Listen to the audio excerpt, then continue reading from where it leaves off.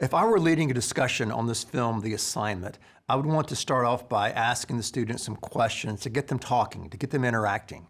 I think it's important when you're leading a discussion to understand the difference between closed-ended questions and open-ended questions. You want to stay away from a closed-ended question like, did you like the film? Do you want to be a hero in your life? All those questions end in yes or no. It doesn't facilitate discussion. Start learning to ask open-ended questions, which begin with the words like how and why. How did the assignment make you feel? Why did you identify with the character Brian? Explain the difference between, risk-taking and stupidity. That gets them talking. That facilitates more of a dialogue and discussion. So if I were leading this particular discussion, I really want to focus on the main point of the film, which is living a better story. How can your students live a better story? Some other issues I think you may want to look at in this film is bullying. Ask them, what does bullying look like at your school? What are people trying to do about that particular issue? And then also talk about courage. What does courage look like? Why is courage such a rare commodity among students today? And start asking them questions that get them thinking about how that film connects with the reality in the schools and the people they interact with. Another thing we need to look at in this film as we're leading this discussion are consequences.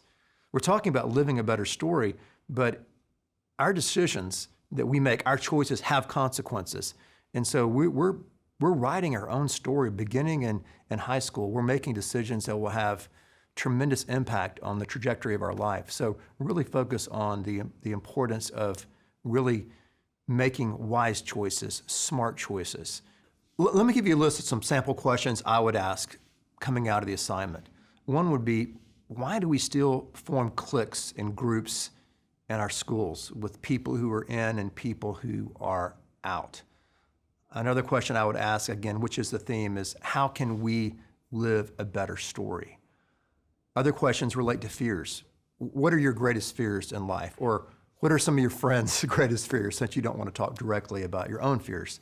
So those are some questions I would start off by asking the students.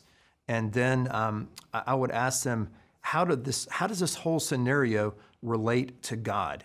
Where was God in Brian's story? What role did Mr. Russell play in this particular film? Do you have mentors in your life like Mr. Russell? What makes people like that effective? That's definitely a line of thought and questioning I would want to go down. Another one is the whole angle of superheroes. If I were to open up talking this discussion, I would say, hey, let's talk about superheroes today.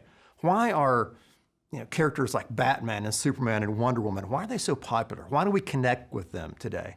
And then I would connect that to everyday heroes. Who are some everyday heroes you have? Name them. Is it a teacher, a coach, a parent? I don't know. Who is that? A sports figure, an entertainer? What makes someone heroic? Explain the difference between, say, a superhero and an everyday hero. So I think the hero angle is something that you would definitely want to hit in this particular film. Again, what you want to do is to bring them back to the main point of the discussion. So if you're watching the film, you need to understand beforehand, hey, this is the angle, this is the value I want to talk about tonight.